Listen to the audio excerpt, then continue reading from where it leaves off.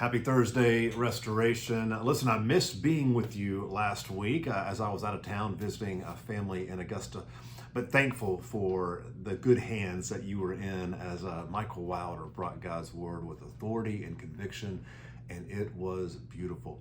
I pray and I hope that you were blessed by both Clint and Michael bringing God's word as part of our One series as we're looking at God's design for marriage.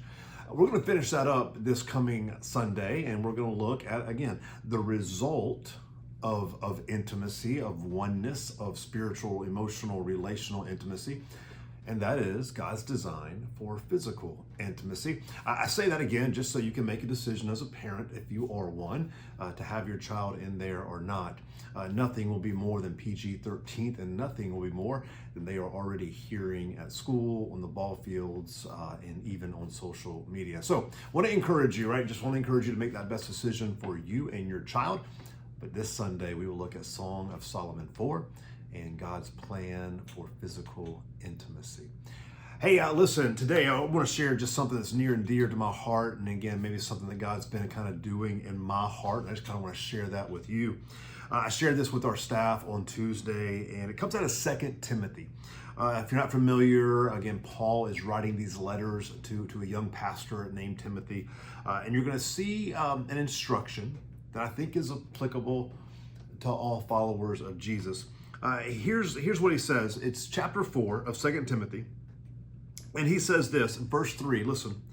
For there is coming a time when people will not endure sound teaching, but having itching ears, they will accumulate for themselves teachers who suit their own passions, and will turn away from listening to the truth and wander off into myths. And then he says this, as for you, always be sober-minded, endure suffering, do the work of an evangelist, and watch this, fulfill your ministry. You see, I think those last three words are applicable to every follower of Christ. Paul says, fulfill your ministry. So for you as a follower of Jesus, no matter where you are and what you do vocationally, you have a ministry. Certainly, if you are married and have a family, you certainly have a ministry to your spouse. You have a ministry if you have children to your children. You have a ministry.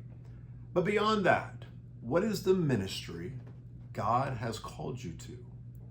And are you fulfilling that? I recently heard a story where there was these two ushers in a church, and these two ushers are nameless. Nobody knows their names, but a long story short, the crowd in the church was full, and these two guys come in. And they come in and they want to obviously be part of the worship service, but there's no seats. And so they begin to walk out and go back to their car, kind of figured, hey, we'll try it another day. Those two men, those ushers, run out to the parking lot, grab those two men, make room for them in the sanctuary, and they hear the gospel. And they both respond to the gospel. One of those guys was Billy Graham. Those two ushers fulfilled their ministry. What is God calling you to? What has He called you to? And are you fulfilling that ministry simply for the joy of obedience and walking as God has called us to? Hey, just want to encourage you, just want to challenge you. What is the ministry God's called you to? And are you fulfilling that? And I do not mean like working at a church or being a missionary in Africa. I mean like literally Monday through Saturday. What is the mission? What is the ministry God has called you to? And are you fulfilling that? Hey, speaking of the mission, we are in kind of week or month number 2 of our Kingdom Living series as we are equipping the congregation to be missionaries where they live, learn, work, and play. Still time to sign up for the fourth Tuesday, which is this coming Tuesday, for this month's, hey, how do I be a missionary where I live? I want to encourage you, if you didn't attend last Tuesday, to be there this Tuesday. And then again, baptism coming up this Sunday, still time for that. And listen, we're going to finish this one series with a flare.